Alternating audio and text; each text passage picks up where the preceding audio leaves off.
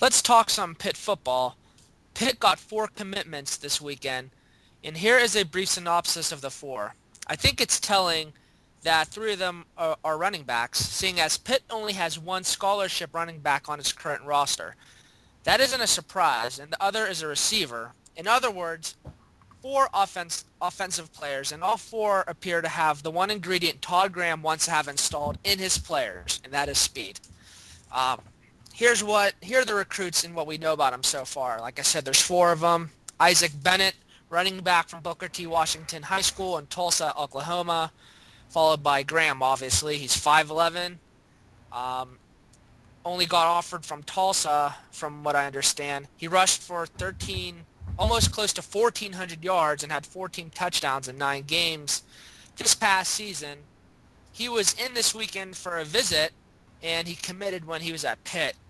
Another running back, Corey Davis, from Gladewater High School in Texas. Davis is 5'11", 180 pounds, and he picked Pitt over offers from Tulsa and Wyoming. Obviously, another Graham guy. He rushed for almost 1,800 yards and 28 touchdowns. Like Bennett, he also visited Pitt this weekend and committed on Saturday. Malcolm Crockett, running back from Washington, D.C., Friendship Collegiate Academy. Crockett is similar in size to the other running backs. He's 5'11", 180 pounds, but judging from his offers, he was much more highly recruited. He is a guy who, like the other 2, followed several coaches to Pitt, but unlike them, he wasn't headed to Tulsa. He was actually headed to Michigan. He had a ton of offers, and the best ones were Michigan, Cincinnati, WVU, North Carolina State, Georgia Tech, and Temple, which is an okay offer, I guess. Um, Darius Patton from Poland, Ohio, kind of local to me since I'm from Newcastle. I really haven't not heard too much about him. He hasn't been offered by Michigan, but from what I understand, Michigan was in his running. They were looking at him. He was probably going to be on the staff if the former staff hadn't been dismissed. He's a small receiver, 5'10", 170 pounds, but should fit in well with Graham's offensive system. He's quick. He had offers from Wisconsin, West Virginia, Indiana, Cincinnati, and a bunch of other MAC schools. So he chose to stay close to home in Pitt, and those 4 seem to be, I don't want to say very good recruits, but seem to be solid. Not most of them really aren't highly regarded, but we'll see what Todd Graham can do with them. Um, like Well, we said, yeah, I think, sorry, Alex, I think that getting 3 running backs and shorter, fast wide receiver, like the kid from Poland, I think that speaks numbers for the type of offense that you're going to be seeing. Just looking at Tulsa's stats last year, the number 1 rusher was the quarterback, which poses problems for Pitt at this time. Who are they going to pick? But we'll worry about that one at a later date. But beyond that, leading rusher after him, 1 yard less for the year, was a 5'8" wide receiver who was averaging over 10 yards a carry.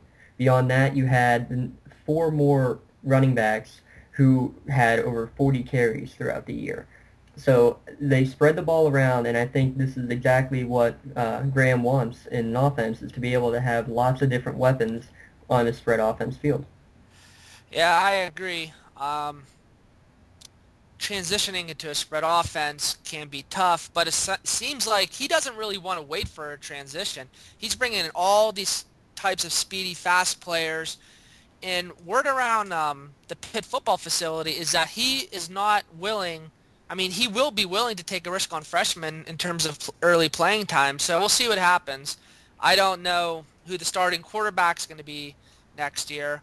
Bill Tino Sinceri was a starting quarterback last year, but Todd Graham likes a fast, speedy quarterback, so it's all up for grabs. A lot of people say Anthony Gonzalez from Bethlehem, PA.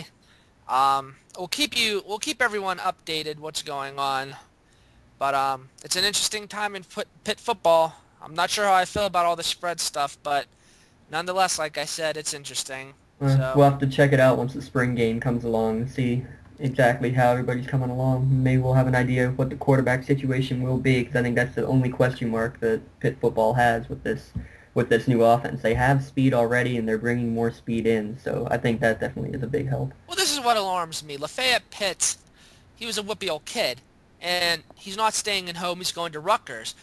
Todd Graham, he needs to keep these whippy old kids here.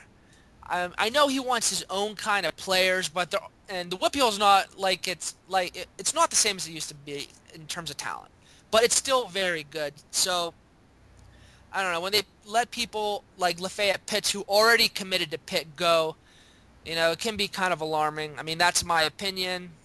So we'll see Right. what happens. And you're telling me that there's no fast players that fit the pedigree of a Graham offense in the Whippeal area? I mean, there's got to be some kids out there that fit the mold. They're not all pocket passers. They're not all 6'6" receivers who are catching a deep ball. I mean, there's got to be these faster guys. Even a quarterback who could transition to wide receiver.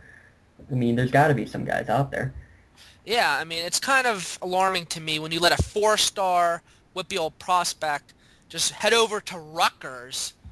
Um, And so I don't, a I don't conference know. opponent, a conference rival. I mean, that's hurtful, man. I know. I mean, honestly, I don't think if Frank Signetti wasn't there, I don't think Pitts goes there. I don't think he stays at Pitt either. So we'll see what happens. All right, I'll keep everyone updated on the recruiting circuit. Let's head back out to Happy Valley for a hoops update. Penn State played Iowa in basketball tonight. It was a chance for them to rebound from their tough loss last week. Our own James Dotson was able to attend the game. James, what can you tell us about the game today? Well, there was a lot of excitement from the fans there tonight. There was a great turnout. Roads were terrible. I don't know how as many people got there as they could, but there was some pure excitement in the arena tonight. Now, team, how did they respond to that? Well, they struggled early, but they ended up taking care of business. And this is pretty big though because they are currently listed in the next four out according to Joe Lenardi, bracketologist.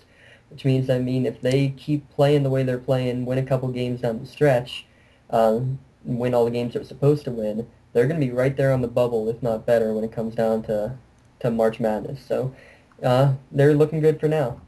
Now, they had some devastating losses at the beginning of the year. Lost to Maine at home. They lost to Ole Miss. What do they have to do to basically get into the March Madness tournament? Right now, if it ends today, like you said, they will not get in. They'll be one of the four out. They beat two ranked opponents, but they're both at home. They almost beat number one Ohio State. They lost the last second one to Purdue. Do you think they need an above 500 conference record and maybe a couple games over 500 to get in? Or what would be your prerequisite, would you say, for them to get in? Well, I think you're definitely right. They need to finish above 500 in the conference. But I look at one major factor. They're right here on the bubble with 11-8 overall record. This means that they're looking really strongly at those two losses. They're almost considering them wins. So those disappointing losses to Maine and Maryland early in the season aren't being weighted as heavily.